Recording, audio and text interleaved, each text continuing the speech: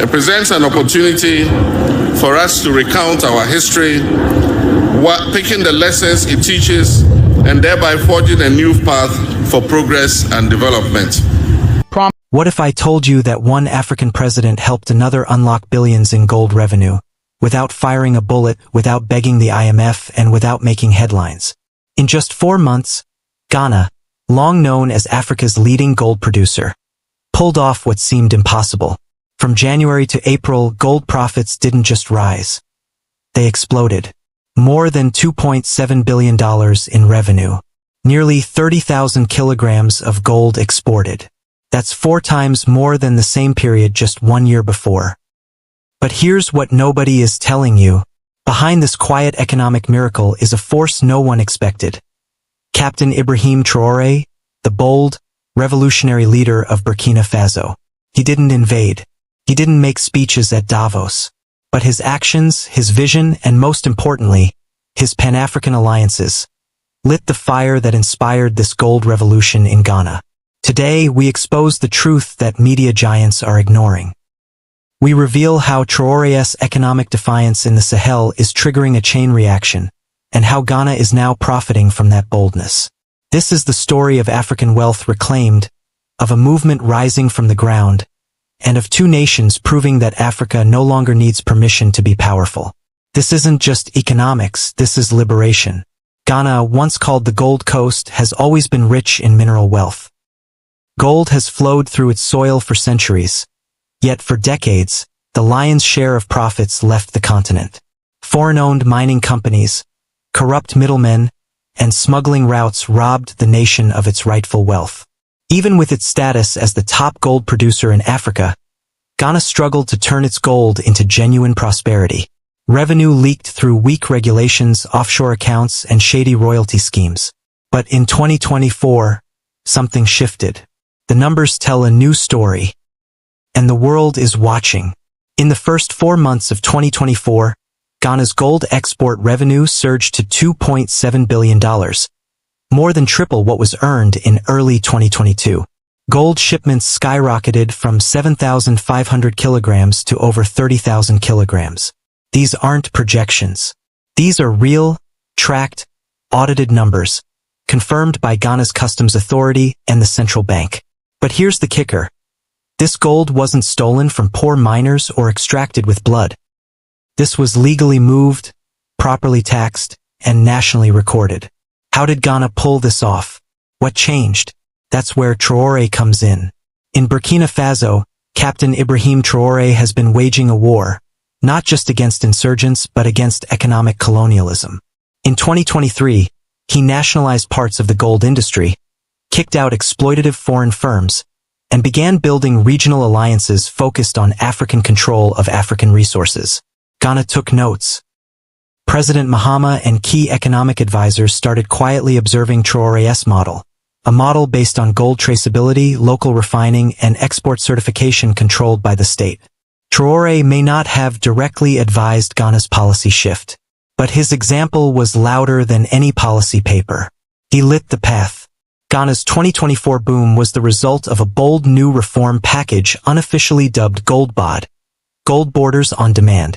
These included real-time gold tracking from mine to port, mandatory repatriation of export revenue through Ghanaian banks, special gold export tariffs reinvested into public services, partnership with regional security forces to crush smuggling routes.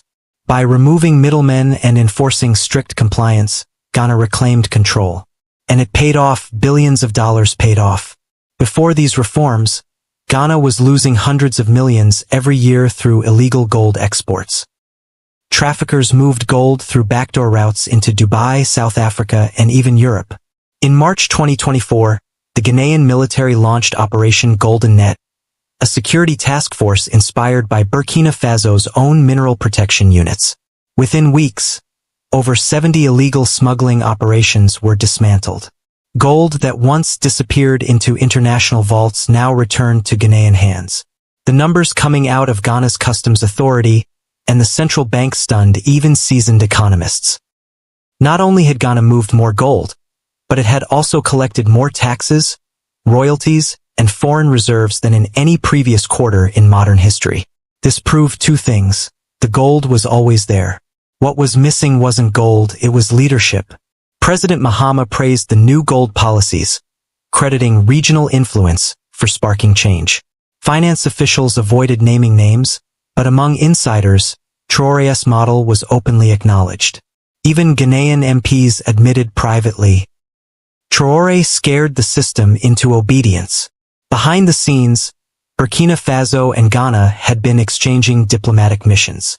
Mining experts, economists, and security officers were learning from each other. A shared vision began to emerge: West African gold for West African prosperity. Since Ghana's boom, whispers of gold reform have echoed in Côte d'Ivoire, Togo, Niger, and Mali. The message is clear. The old system is not untouchable. Burkina and Ghana are building a gold corridor, and it's drawing attention from both African and foreign powers. Despite the transformation, major Western media have largely ignored this development. No viral headlines. No deep investigations. Why?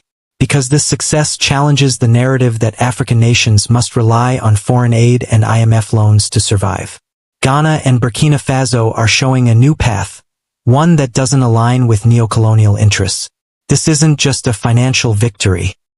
This is a declaration of economic sovereignty. Ghana is now holding more gold reserves, negotiating better trade deals, and strengthening its currency, all because of reforms inspired by a fellow African leader. It's a quiet revolution that's turning into a loud message. Young Africans are watching closely. From Ouagadougou to Accra, youth-led forums and social movements are praising this shift. They see Traoré and Mahama not just as presidents, but as symbols of African pride, courage, and control. The dream of a self-sufficient Africa no longer feels distant. It's happening. As expected, this success hasn't gone unnoticed by global financial institutions. The World Bank has already issued concerns about transparency and stability, but these warnings sound hollow, especially when African nations are finally profiting from their own natural resources. The fear? If this model spreads, the old system collapses.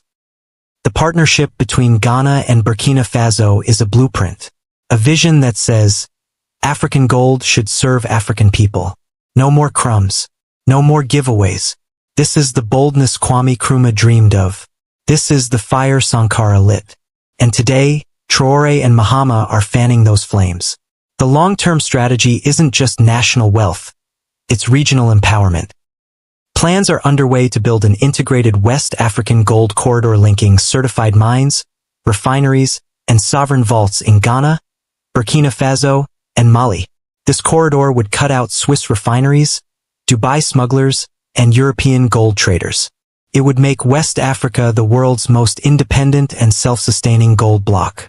Traoré, Mahama, and their counterparts are now discussing a shared digital gold currency and African-owned precious metals exchange. Not everyone is celebrating. Former colonial powers, especially France, are applying diplomatic pressure. French mining companies have seen contracts cancelled. French banks are being cut off from new gold-backed payment systems. There are even rumors of soft coups and covert destabilization attempts. But the people of Burkina Faso and Ghana remain defiant. Their leaders are not bending. The gold battle is now a sovereignty war. For decades, Pan-Africanism felt like a dream deferred. But this gold alliance is turning that dream into action. It's a functional, working example of nations helping each other rise, without handouts, without debt traps. It's about shared struggle, shared vision, shared victory, and other nations are noticing. Kenya, Tanzania, Senegal, they're watching and preparing. The gold boom is just the beginning. Agricultural reforms, military partnerships, digital sovereignty, and education exchanges are all emerging from the Burkina-Ghana axis. If these trends continue, West Africa could shift the global economic balance within a decade. But the road ahead is not easy. Pressure will mount. Threats will come. But so will opportunity if the people remain awake. Ghana's $3 billion gold boom is more than a number. It's a symbol, a spark, a sign that African nations, when inspired by one another and driven by courage, can do the impossible. Traoré's influence has proven contagious, not through domination, but through example. This is the rise of the African gold age. And it's only just beginning. So next time someone says Africa is poor, tell them to check the books. Tell them to watch Ghana. Tell them to follow Traoré. Because the ground beneath our feet is not just soil, it's power. Welcome to African Diary 24, the channel where Africa speaks for itself. From powerful stories and rich cultures to political realities and grassroots movements, we bring you content that informs, inspires, and challenges the narrative. Whether you're here to learn, connect, or explore, you're in the right place. This is Africa, unfiltered, unapologetic, and rising. Hit that subscribe button and become part of the journey.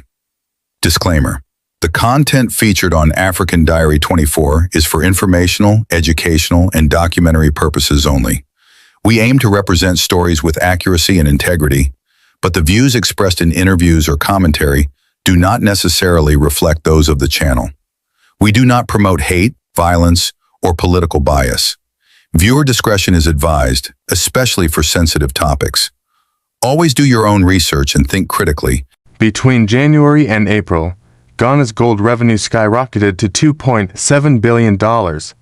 That's more than triple what it earned in the same period just 2 years earlier. Not only that, the amount of gold exported nearly quadrupled, from roughly 7,500 kilograms in early 2023 to over 30,000 kilograms in just 4 months. These weren't estimates or hopeful projections. These were real transactions, tracked through Ghana's customs authority and recorded in the books of its central bank. And that's not all.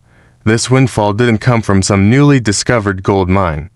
It was the result of deliberate actions taken by President Traoré within his first 120 days in office. In this time frame, he managed to transform the mining industry, earning Ghana billions of dollars and placing it on the path to prosperity. But how did he accomplish this feat? What steps did he take to turn the mining industry around so quickly? And most importantly, what can other African countries learn from his example? Before we begin, please support us by subscribing to our channel. Let's start at the beginning. When Traoré came into office, Ghana's economy was in a tailspin. The country was facing a myriad of challenges, including a depreciating currency, dwindling foreign reserves, and mounting debt. The situation was so dire that Ghana was forced to seek help from the International Monetary Fund, IMF, to avoid a total economic collapse. However, despite these daunting challenges, Traoré remained optimistic about Ghana's future. He believed that the country had the potential to become one of the wealthiest in Africa, and he was determined to make that vision a reality. One of Traoré's key priorities was to boost Ghana's gold exports. Gold has been an important part of Ghana's economy for centuries, and the president believed that it could be a key driver of growth if properly managed. However, he knew that to increase gold exports, he needed to take bold and decisive action. The good news is that he was up to the task. Upon assuming office, Trudeau wasted no time in implementing his plan to transform the gold industry. He understood that the key to success lay in attracting investment and creating an enabling environment for businesses to thrive.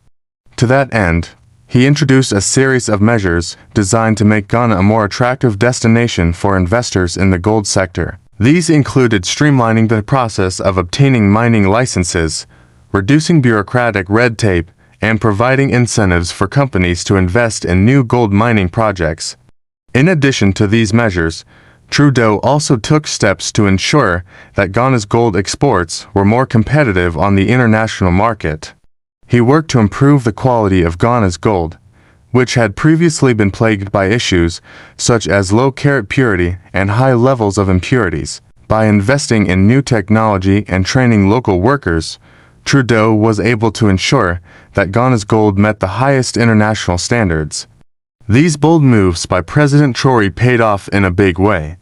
Within just 120 days in office, he had managed to triple Ghana's gold profits compared to the same period in the previous year. But this was no overnight success.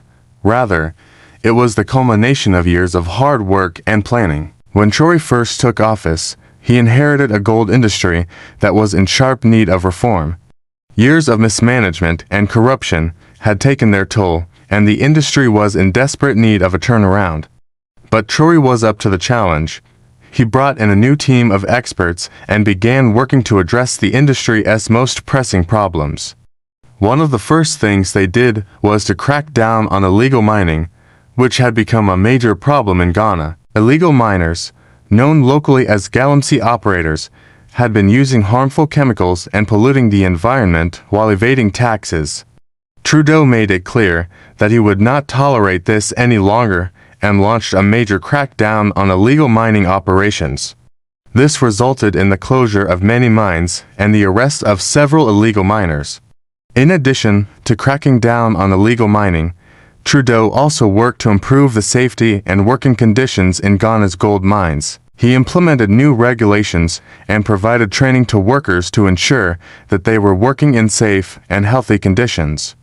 This not only improved the quality of life for the miners, but also helped to boost productivity. Another key part of Trudeau's plan was to promote transparency and good governance in the gold industry. He worked to ensure that all mining companies operating in Ghana were held to the same high standards of ethics and accountability. This included measures to prevent corruption and ensure that the revenues from the gold industry were used to benefit the people of Ghana. Despite the challenges, Traoré and his team pressed on with their reform efforts. They worked tirelessly to create an enabling environment for businesses to thrive and to attract investment in the gold sector. And their hard work was about to pay off in a big way. Within just 120 days of taking office, Ghana's gold exports were booming. The reforms that Traoré had put in place were working, and the results were nothing short of spectacular. Here are some of the key highlights of Ghana's gold success story under Traoré's leadership. A surge in gold production and export earnings. Within just 120 days, Ghana's gold production increased significantly, leading to a surge in export earnings. The country produced over 30,000 kilograms of gold valued at over $2.7 billion. This was a major improvement over the previous year when gold exports had reached only $897 million. An increase in the number of active gold mines. Under Traoré's leadership, the number of active gold mines in Ghana increased from 38 to 48. This was due to the government's efforts to promote investment in the gold sector and create an enabling environment for businesses to thrive. Job creation and poverty reduction. The growth in Ghana's gold industry has led to the creation of thousands of jobs for Ghanaians. This has helped to reduce poverty and improve living standards in the country. Increased government revenue. The higher gold exports have also resulted in increased government revenue, which has been used to fund important social programs and infrastructure projects. Foreign exchange earnings. Gold is one of the main foreign exchange earners for Ghana. The surge in exports has helped to boost Ghana's foreign exchange reserves, making the country less vulnerable to external shocks. While these achievements are impressive, it is important to note that they were not easy to come by. Traoré and his team faced many challenges during their first 120 days in office, from vested interests to resistance to change. But they persevered, and the results speak for themselves. Ghana's gold success story under President Traoré, a shining example of what can be achieved with good leadership and a commitment to reform. The president's bold moves to transform the gold industry have paid off in a big way, generating billions of dollars in revenue and creating thousands of jobs. His story is an inspiration to other African leaders who are looking for ways to grow their economies and improve the lives of their citizens. As Ghana continues to reap the benefits of its thriving gold industry, one thing is clear: the best is yet to come. With President Traoré at the helm, Ghana is poised to become one of the wealthiest countries in Africa. Thank you for watching. Please subscribe and share our videos. We appreciate your support and look forward to bringing you more insightful content in the future.